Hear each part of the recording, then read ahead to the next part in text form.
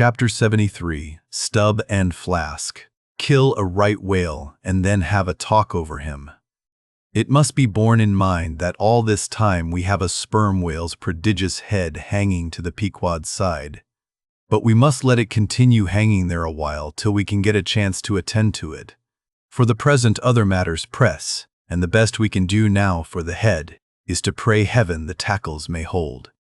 Now, during the past night and forenoon, the Pequod had gradually drifted into a sea, which, by its occasional patches of yellow brit, gave unusual tokens of the vicinity of right whales, a species of the leviathan that but few supposed to be at this particular time lurking anywhere near.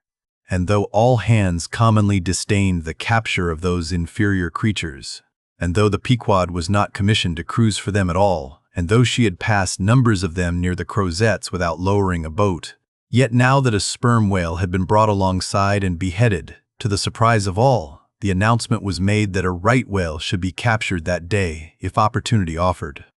Nor was this long wanting. Tall spouts were seen to leeward, and 2 boats, Stubbs and Flasks, were detached in pursuit. Pulling further and further away, they at last became almost invisible to the men at the masthead. But suddenly in the distance, they saw a great heap of tumultuous white water, and soon after news came from aloft that one or both the boats must be fast. An interval passed, and the boats were in plain sight, in the act of being dragged right towards the ship by the towing whale. So close did the monster come to the hull that at first it seemed as if he meant it malice.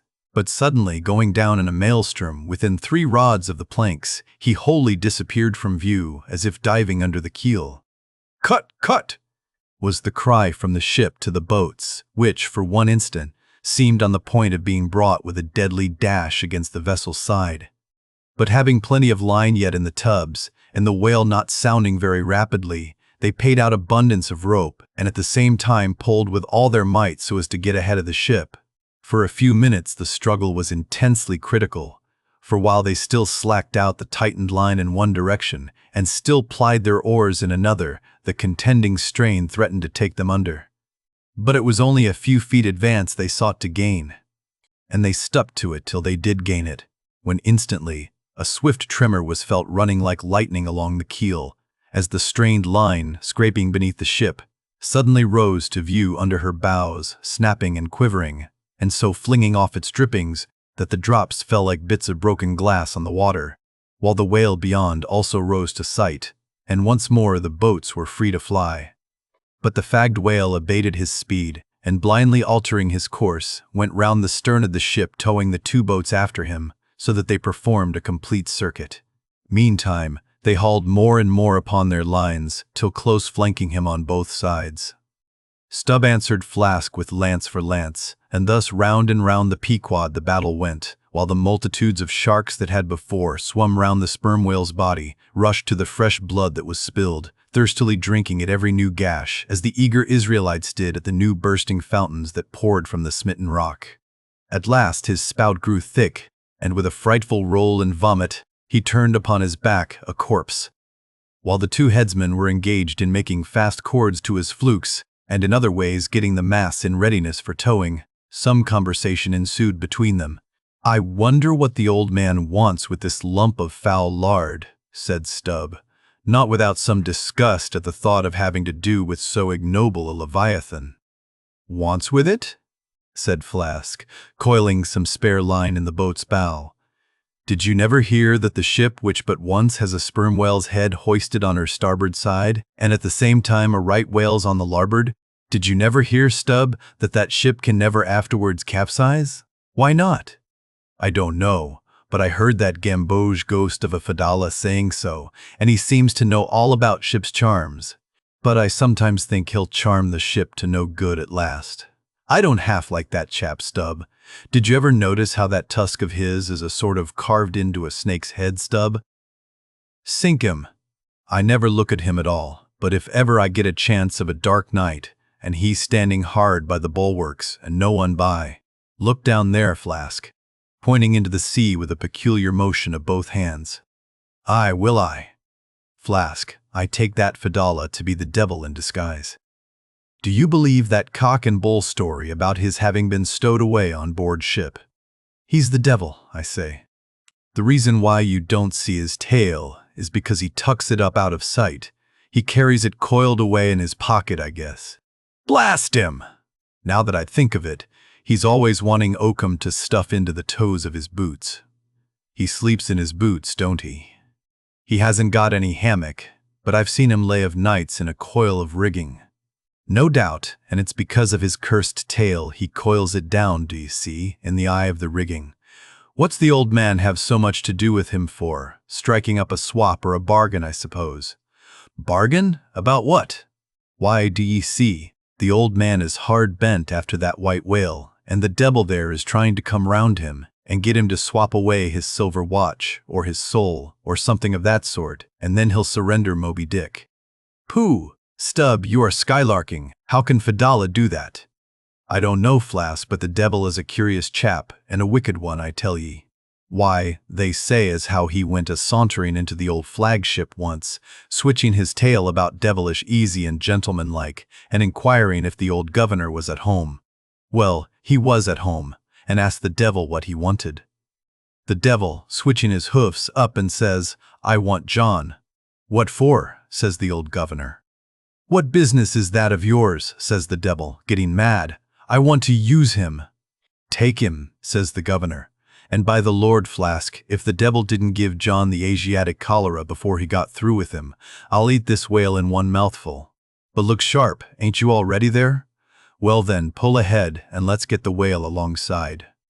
"I think I remember some such story as you were telling," said Flask, when at last the two boats were slowly advancing with their burden towards the ship, "but I can't remember where." "3 Spaniards? Adventures of those 3 bloody-minded Salados? Did ye read it there, Flask? I guess ye did." "No, never saw such a book, heard of it though." "But now, tell me, Stubb, do you suppose that that devil you was speaking of just now was the same you say is now on board the Pequod? Am I the same man that helped kill this whale? Doesn't the devil live forever? Who ever heard that the devil was dead? Did you ever see any parson wearing mourning for the devil? And if the devil has a latchkey to get into the admiral's cabin, don't you suppose he can crawl into a porthole? Tell me that, Mr. Flask. How old do you suppose Fedallah is, Stubb? Do you see that mainmast there?" Pointing to the ship. "Well, that's the figure one. Now take all the hoops in the Pequod's hold, and string along in a row with that mast, for oughts, do you see?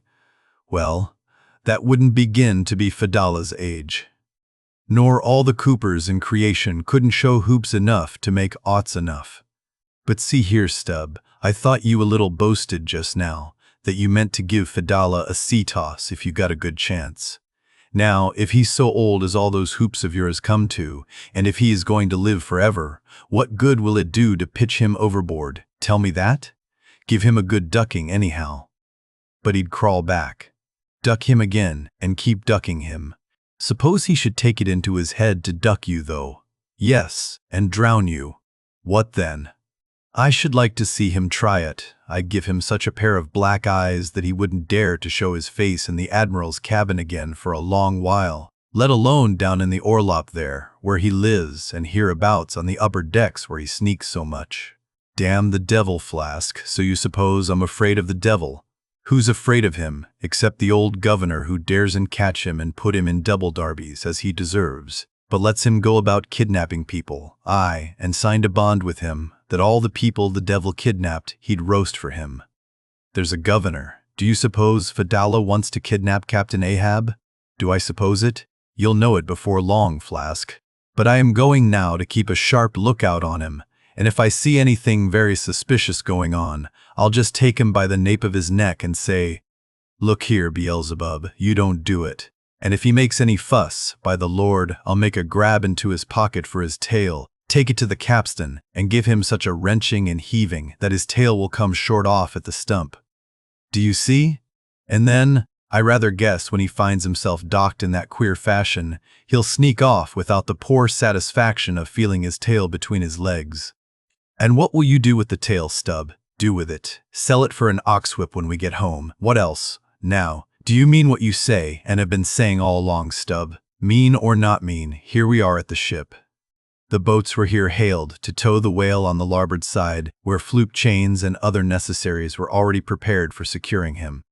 "Didn't I tell you so?" said Flask. "Yes, you'll soon see this right whale's head hoisted up opposite that Parmacetes." In good time, Flask's saying proved true. As before, the Pequod steeply leaned over towards the sperm whale's head. Now, by the counterpoise of both heads, she regained her even keel, though sorely strained, you may well believe. So, when on one side you hoist in Locke's head, you go over that way, but now, on the other side, hoist in Kant's and you come back again, but in very poor plight. Thus, some minds forever keep trimming boat. Oh, ye foolish! Throw all these thunderheads overboard, and then you will float light and right. In disposing of the body of a right whale, when brought alongside the ship, the same preliminary proceedings commonly take place as in the case of a sperm whale.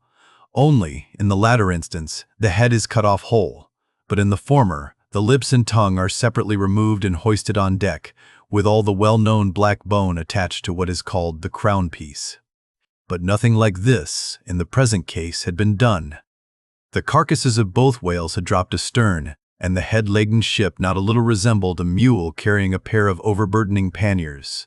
Meantime, Fedallah was calmly eyeing the right whale's head, and ever and anon glancing from the deep wrinkles there to the lines in his own hand.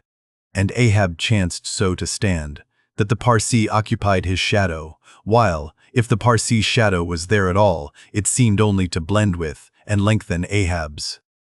As the crew toiled on, Laplandish speculations were bandied among them concerning all these passing things.